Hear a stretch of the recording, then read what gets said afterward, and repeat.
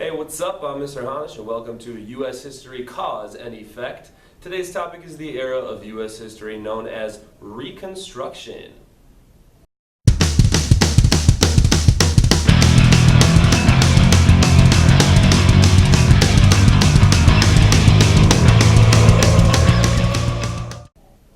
The main purpose and goal of the Reconstruction era was to reconstruct the South after they had lost the Civil War. There's really only one major cause of Reconstruction then, the fact that the Confederacy lost the Civil War and had to rejoin the United States. Think of all the physical destruction in the South during the Civil War. I mean, Sherman's march to the sea destroyed railroads and crops, and they suffered through hundreds of thousands of deaths. The economy was in shambles and needed to be restructured with the loss of slave labor through the Emancipation Proclamation, and there were lots of bitter people that didn't want to be part of the Union again either. Now, many in the Union felt there would be no lasting peace and no real resolution to the Civil War unless there was a plan in place to help the South get back on its feet and feel as welcome as possible. This was all easier said than done, obviously, but here are some of the major lasting effects of Reconstruction. Effect number one is a series of political changes, including new amendments to the Constitution.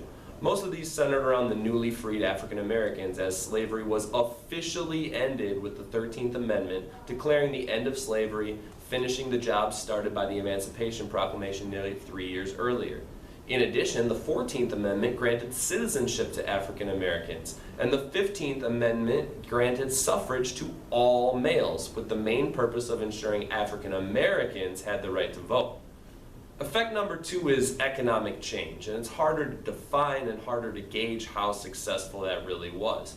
There was a tremendous growth in the amount of railroads available, as building new lines throughout the South was a major priority. This helped the shipment of goods become more efficient and allowed products to be purchased for cheaper prices. However, there was also an explosion in sharecropping, or tenant farming, which really kept former slaves farming for white landowners with very little opportunity to get ahead or make any money. Effect number three was a new social dynamic, especially concerning the relationship of whites and blacks.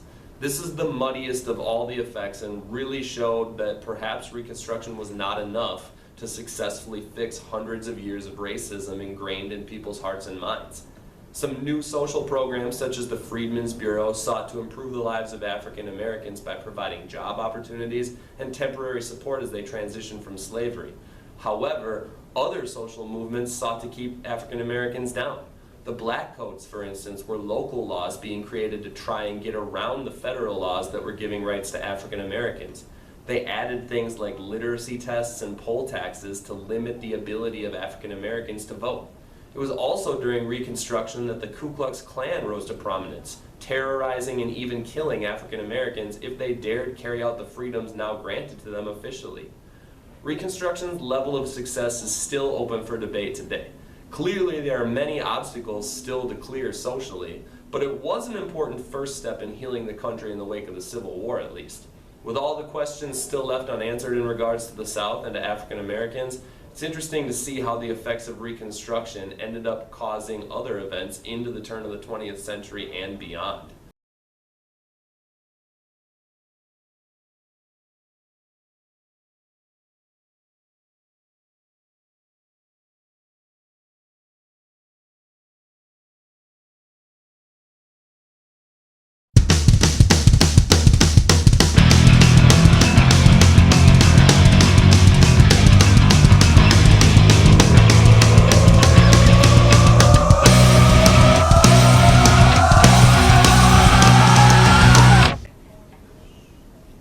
There's really only one major.